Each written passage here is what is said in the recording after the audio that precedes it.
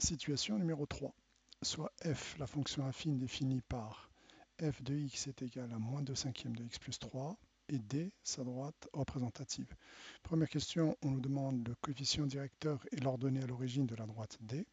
Deuxième question, on nous demande de tracer d.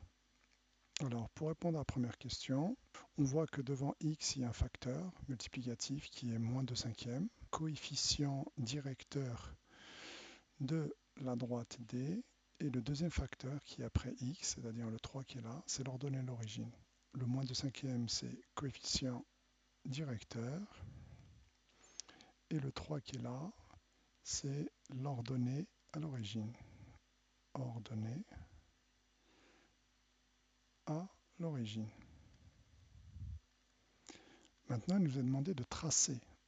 Question difficile pour les élèves de 3e. Donc, je vais vous donner une manière très simple de le faire. Première étape, on positionne l'ordonnée à l'origine, c'est-à-dire le 3. 3, graphiquement, c'est l'ordonnée du point d'intersection de la droite avec l'axe des ordonnées. C'est-à-dire que vous allez sur l'axe des ordonnées et vous allez rechercher le nombre 3 et vous allez mettre une croix à ce niveau-là. Ça, c'est la première étape.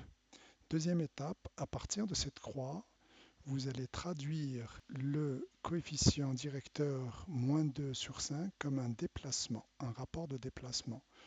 Et on a dit dans une vidéo précédente qu'un coefficient directeur, c'est un rapport de deux déplacements, l'un vertical sur horizontal, sachant que lorsqu'on monte, c'est positif, lorsqu'on descend, c'est négatif, lorsqu'on va à droite, c'est positif, et lorsqu'on va à gauche, c'est négatif.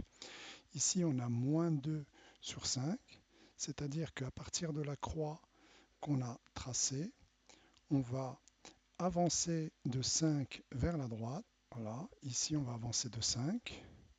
Et ensuite, pour moins 2 étant négatif, on va donc descendre de 2. Concrètement ou graphiquement, on fait ça comment? Alors, à partir de la croix qu'on a tracée, on va avancer de 5. J'avance de 5. 1, 2, 3, 4, 5. Et ensuite, je descends de 2. 1, 2. Ça me donne un nouveau point. Donc, je le matérialise par une croix. Et le tour est joué. Il suffit maintenant de relier ces deux points. Et voilà.